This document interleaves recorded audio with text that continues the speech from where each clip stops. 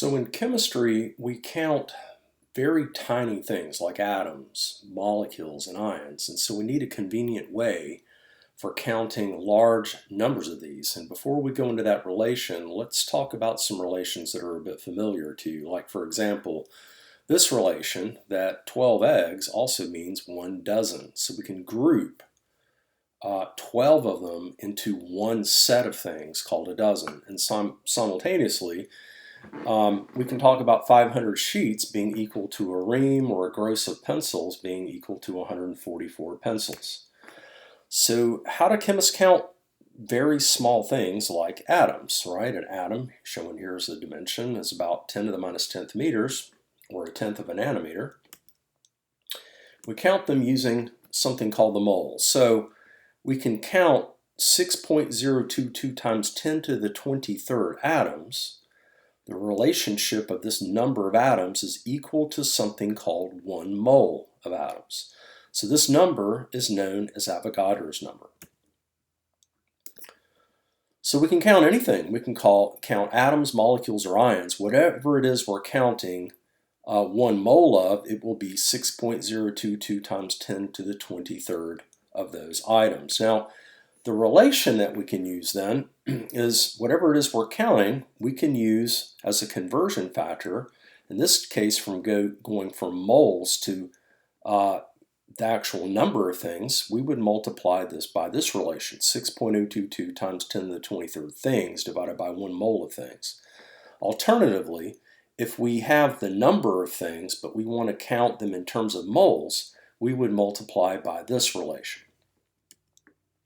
So let's look at a problem. A silver ring contains 1.1 times 10 to the 22nd silver atoms. Calculate how many moles of silver atoms are in the ring. So the first step is to write down what you're given. We're given 1.1 times 10 to the 22nd silver atoms. Second of all, trying to write down what it is you're trying to solve for. In this case, it's the number of moles of silver atoms. So we need a relation to go from here to here, and that relation will be the mole.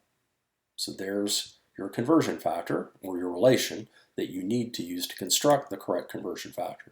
And our solution map is to start from atoms and to go to moles. So let's apply the solution map. This is where we start, and now we express this relationship in the corresponding ratio that's going to allow silver atoms to cancel. So we need to put Avogadro's number in the denominator like this, and mole of silver atoms up top.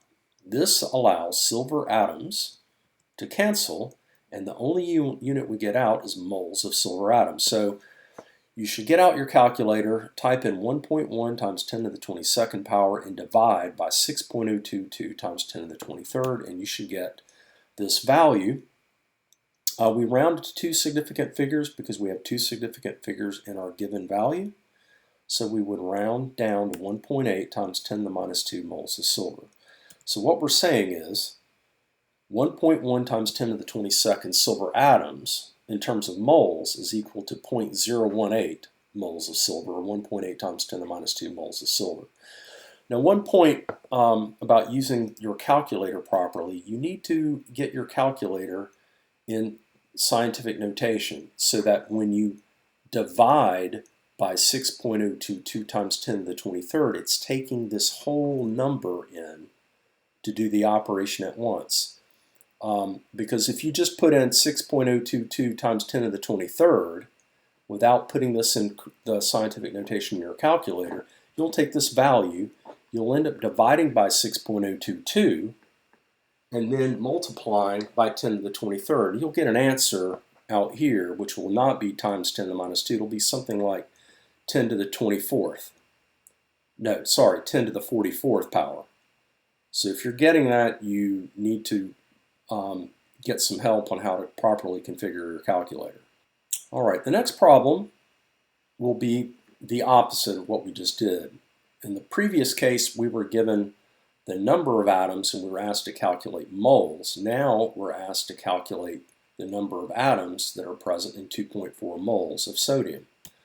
So this is where we start. This is what we're trying to find. We need to find a relationship that's going to take us between moles and the actual number of things which is Avogadro's number. And now we define our solution map is to go from moles of of sodium atoms to the actual number of sodium atoms. So we apply our solution map, we start here, and now we set up a relation so that moles of sodium is on the bottom and this number should be up top. So moles of sodium now cancels.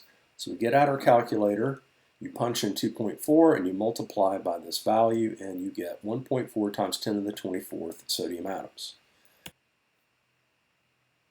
Okay, so far we've been looking at using this conversion factor, which we use to go from moles of things to the actual number of things, and we use this conversion factor to go from the number of things to the mole of things.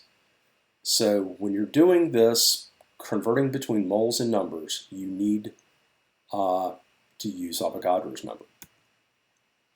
Now, the last thing we want to talk about here is just some an interesting perspective on how big this actual number is. This number is so huge, you really can't possibly fathom how big it is. But we can put this in perspective by counting familiar objects and get an idea of really how many there are. You can hold a mole of copper atoms in the palm of your hand. Okay, so 6.022 times 10 to the 23rd copper atoms is about 22 pennies, the number of atoms in 22 pennies. Now, if we shrink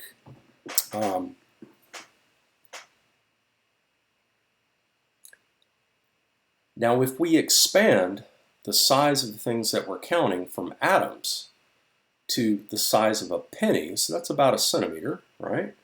A mole of pennies would be enough pennies to cover Earth's surface to a depth of 900 feet. All right, so now it's more than you can just possibly imagine, and we're just going to play more silly games. If you had a mole of sugar crystals, so now we're counting things much smaller than a penny, it would be enough to cover Texas to a depth of about 5 feet. A mole of popcorn kernels would cover the US to a depth of 9 miles, so you get the point. A mole of soda cans would be enough cans to cover the surface of the Earth to a depth of 200 miles. A mole of cups of water would be all the water in the Pacific Ocean, and a mole of sand grains would be more than one you can see on a beach. So the point is, the things that we're counting are so fantastically small that we can hold a number of them in our hand, right? And what we're going to show you on the next lecture is that we can count these fantastically small things, atoms, ions, and molecules, by weighing them. So the next thing is to look at the mass number relation.